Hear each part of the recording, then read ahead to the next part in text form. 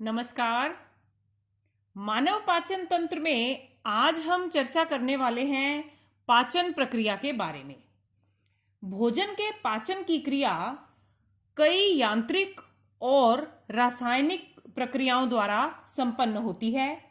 यांत्रिक प्रक्रिया जैसे दांतों द्वारा भोजन को पीसा और चबाया जाना, और रासायनिक प्रक्रिया का अर्थ है एंजाइमों द्वारा भोजन को तोड़ा जाना। जब मुख द्वारा भोजन का अंतर्ग्रहण किया जाता है तो लार ग्रंथियां लार का स्रावण करती हैं, जो भोजन में मिला दी जाती है।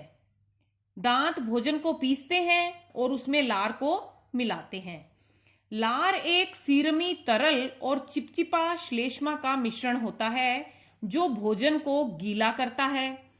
लार में टाइलिन यानी एमाइलेज एंजाइम होता है, जिसका मुख्य कार्य होता है भोजन में उपस्थित स्टार्च का पाचन करना। यानी भोजन का पाचन मुख में ही शुरू हो जाता है। भोजन को जैसे जैसे चबाते हैं उसमें टाइलिन मिक्स होता जाता है। भोजन में उपस्थित स्टार्च यानी बड़े पॉलीसैकेराइड टाइलिन के द्वारा छोटे पॉलीसैकेराइड में टूट जाते हैं।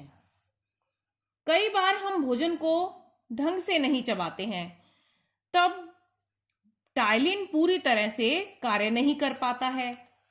वैसे मुख में लगभग 30% स्टार्च को माल्टोज में बदला जा सकता है।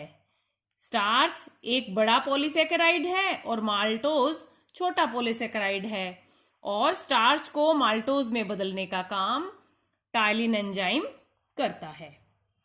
लार में उपस्थित श्लेष्मा भोजन के कणों को चिकना भी कर देता है। ये चिकना और चबाया गया भोजन ग्रसनी और ग्रास नाल से होता हुआ आमाशय में पहुंचता है। ग्रसनी और ग्रास नाल में कोई पाचन क्रिया नहीं होती। उसके बाद भोजन पहुंचता है आमाशय में। ग्रास नाल भोजन को आमाशय में पहुंचा देती है, और यह भोजन किस तरह आमाशय में इसका पाचन होता है यह जानते हैं। आमाशय में 3 प्रकार के स्राव निकलते हैं: म्यूकस, प्रोएंजाइम पेप्सिनोजन और हाइड्रोक्लोरिक अम्ल। हाइड्रोक्लोरिक अम्ल का स्रावण आमाशय में उपस्थित ऑक्जिंटिक कोशिकाओं के द्वारा होता है।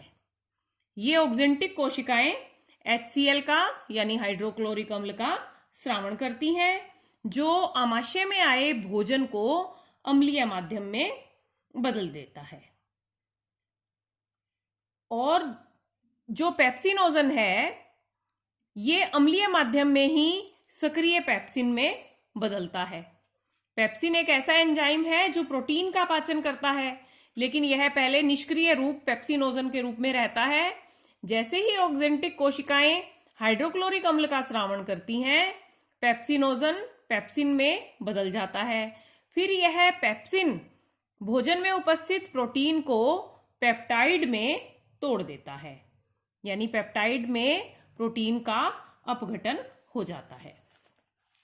नवजात शिशुओं में इस पेप्सिन के अलावा भी एक एंजाइम निकलता है जिसका नाम है रेनिन। पेप्सिन के साथ साथ नवजात शिशुओं में रेनिन का भी स्रावण होता है। रेनिन दूध में उपस्थित कैसीन को पैरा कैसीन में बदलने का काम करता है, जिससे दूध अपनी तरल अवस्था से दही जैसी अवस्था में आ जाता है और अधिक देरी तक आमाशय में रुक पाता है, और इसके पाचन की प्रक्रिया सही ढंग से हो पाती है। आमाशय में भोजन को कुछ घंटों तक रहना होता है और धीरे धीरे पाचन की प्रक्रिया चलती रहती है, और पेशीय संकुचन द्वारा जठर रस से मिश्रित होकर यह अधपची अवस्था में लुगदी जैसा हो जाता है, जिसे कहते हैं काइम। और यह काइम आमाशय से छोटी आंत में पहुंचाया जाता है। आज के लिए इतना ही। धन्यवाद।